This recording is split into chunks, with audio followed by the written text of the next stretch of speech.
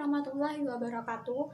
Kembali lagi dengan saya, Reza Resita Dewi, NIM E2019-2221. Saya dari kelas Ekonomi Syariah 5, semester 3, Fakultas Ekonomi dan Bisnis Islam Institut Agama Islam Negeri Jember.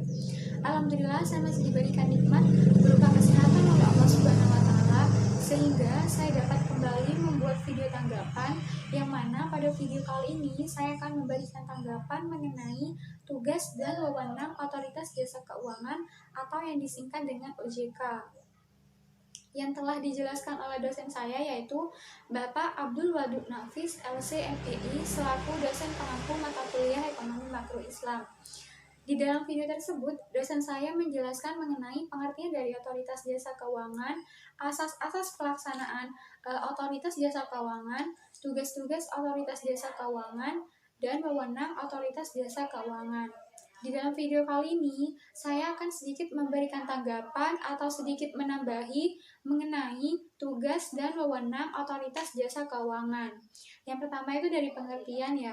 Saya setuju dengan pengertian Otoritas Jasa Keuangan yang telah dijelaskan oleh dosen saya, bahwasannya Otoritas Jasa Keuangan itu merupakan sebuah lembaga negara yang memiliki fungsi dan tugas dalam penyelenggaraan sistem pengaturan dan pengawasan terhadap industri jasa keuangan secara terintegrasi.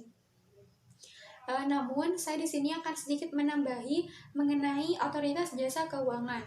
Otoritas Jasa Keuangan merupakan lembaga independen dan bebas dari campur tangan pihak lain yang mempunyai fungsi, tugas, dan wewenang pengaturan, pengawasan, pemeriksaan, dan penyidikan, sebagaimana dimaksud dalam Undang-Undang Nomor 21 Tahun 2011 yang berfungsi menyelenggarakan sistem pengaturan dan pengawasan yang terintegrasi terhadap keseluruhan kegiatan di dalam sektor jasa keuangan.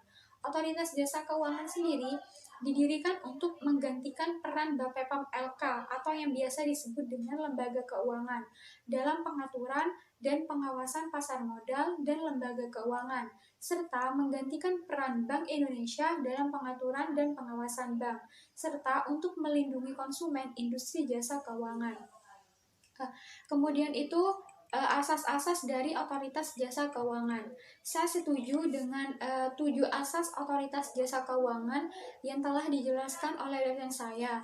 Yang pertama itu ada asas independensi, yang kedua itu ada asas kepastian hukum, yang ketiga itu ada asas kepentingan hukum, yang keempat itu ada asas keterbukaan, yang kelima itu ada asas profesionalitas, dan yang keenam itu ada asas integritas, dan yang ketujuh itu ada asas akuntabilitas. Kemudian ada juga tugas-tugas dari Otoritas Jasa Keuangan. Saya juga setuju mengenai penjelasan dosen saya tentang tugas-tugas dari Otoritas Jasa Keuangan. Bahwasannya tugas utama dari Otoritas Jasa Keuangan itu adalah melaksanakan pengaturan dan pengawasan terhadap kegiatan jasa keuangan di sektor perbankan, pasar modal, dan lembaga keuangan bukan bank. Kemudian juga mengenai wewenang dari Otoritas Jasa Keuangan. Saya juga setuju mengenai 10 wewenang Otoritas Jasa Keuangan yang telah dijelaskan oleh dosen saya. Yang pertama itu menetapkan peraturan perundang-undangan di industri jasa keuangan. Yang kedua, membuat dan menetapkan peraturan tentang pengawasan di industri jasa keuangan. Yang ketiga, membuat dan menetapkan kebijakan tentang pelaksanaan tugas Otoritas Jasa Keuangan. Yang keempat, mengatur tentang tata cara penetapan pengelola statuer di lembaga jasa keuangan. Yang kelima, mengatur tentang struktur organisasi dan infrastruktur serta pengelolaan kekayaan dan kewajiban. Yang keenam, membuat dan menetapkan peraturan tentang tata cara pemberian sanksi berdasarkan peraturan perundang-undangan yang berlaku di sektor jasa keuangan. Yang ketujuh, membuat dan menetapkan kebijakan mengenai tata cara pengawasan terhadap industri jasa keuangan.